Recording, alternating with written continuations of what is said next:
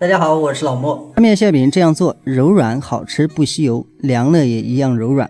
有朋友说自己做的发面馅饼稍微一放就特别干硬，不够柔软，总是和别人做的不一样。这个视频就跟大家分享一下它的详细做法和技巧。先咱们说一下和面，咱们今天用的面粉是中筋粉，大家也可以用高筋粉，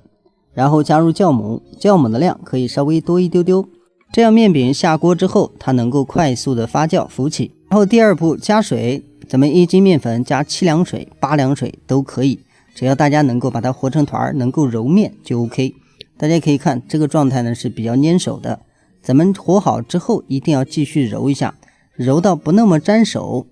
再来就是关于发面，很多朋友说到底要不要发面，其实咱们需要依次发面，这样咱们做出来的饼才能更加暄软。这个操作只需要一次，咱们只需要一次发酵就可以了。等做好之后也不需要2次醒面，一次发酵完成之后，大家能够看到它里面有微微的气孔，这样就 OK 了，不需要把它发得特别旺。另外还有一个特点，咱们在取面团的时候它特别粘手，这就说明它够松弛，这样的状态就比较好。咱们接着就是简单揉一下面，揉面的时间呢千万不要太长，假如长时间揉面，它只会把一发的那种状态给揉下去，变成死面。咱们再来做，它发起来的几率就变小，很可能出现死面状态，所以简单揉一下，咱们直接搓成条下剂子即可。这个面团的大小呢，大家自己控制就好了，大一点小一点无所谓。咱们做好剂子，直接像这样压一下，咱们不需要用擀面杖擀，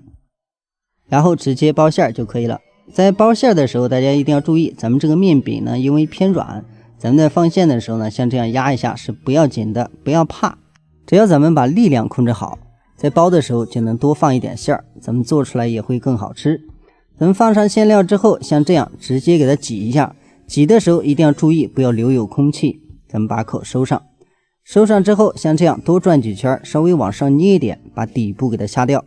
这样它下面就不厚。咱们做出来呢，上下两面基本上是一致的。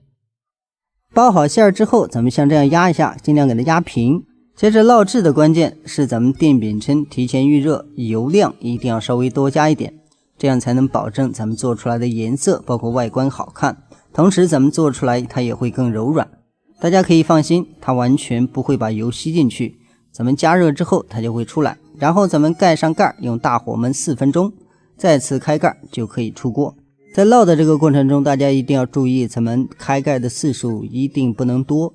不要怕，不要每次一翻看一下，一翻看一下，那样的话只会造成水分过度流失。咱们做好之后，稍微一放，它就会干皮儿。好了，羊肉馅饼咱们就全部做好了，大家可以检查一下这个状态，咱们用手呢轻轻的挤一下，特别柔软。只要大家按照咱们上面说的那样去做，做出来的效果就是一样的。另外，大家还要注意，咱们吃不完保存的时候，一定要用东西包起来，这样防止风干，咱们保存的时间就会更长，它的柔软度也会更好。最后还有一个事情想问一下大家的意见，如果咱们直播线上免费培训，有多少朋友支持？希望在评论下方留言告诉我。